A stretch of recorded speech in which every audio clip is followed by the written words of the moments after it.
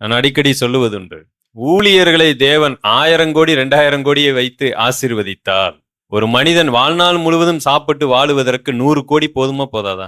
அதுவே அதிகம் பிரதர், நான் எக்ஸ்ட்ரா வைக்கிறேன், 100 கோடி போதுமா போதாதா?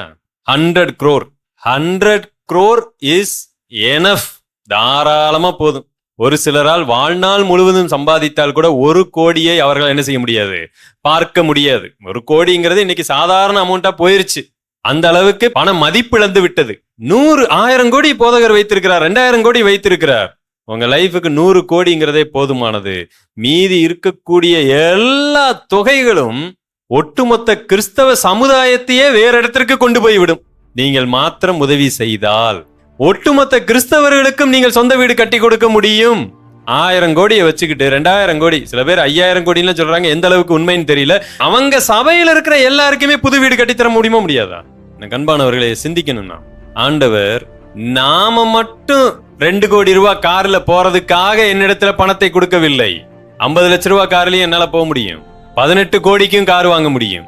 பகிர்ந்தளிப்பதற்காக, உங்க லைஃப்ல இருக்கக்கூடியதை நீங்க பகிர்ந்தளிக்கிறதற்காக தான் தேவன் உங்களோடு கூட இருக்கிறார். யோசேப்பு பகிர்ந்தளித்தார். அவர் நினைச்சிருந்தா, நீங்க எல்லாம் என்னை வித்து போட்டீங்க, அதனாலதான் கர்த்தர் இப்ப என்னை உயர்த்தி இருக்கிறாரு, உங்களை நான் எப்படி வெட்கப்படுத்துறேன் பாருங்க. இன்றைக்கு நிறைய இடங்கள்ல கிறிஸ்தவர்கள் அப்படி நினைக்கிறாங்க. என்னைய பாத்தீங்களா, நீங்க எல்லாம் மோசமாய் பார்த்தீர்கள், நீங்கள் என்னை மோசமாய் பேசினீர்கள், இப்பொழுது கர்த்தர் என்னை உயர்த்தி விட்டார் அப்படின்னு அவர்களை வெட்கப்படுத்துவதற்காக இவங்க நினைச்சுக்கிட்டு இருக்கிறாங்க. பாத்தீங்களா, உங்க முன்னாடி கர்த்தர் எப்படி உயர்த்திட்டாரு? இல்ல, அவங்களுக்காக தான் உயர்த்தி இருக்கிறார். உங்களை யாரு வெட்கப்படுத்தினாங்களோ அவங்களுக்கே நீங்க என்ன பண்ணணும், பகிர்ந்தளிக்கக்கூடிய அளவுக்கு நீங்க இருக்கீங்களாங்கிறது தான் முக்கியம்.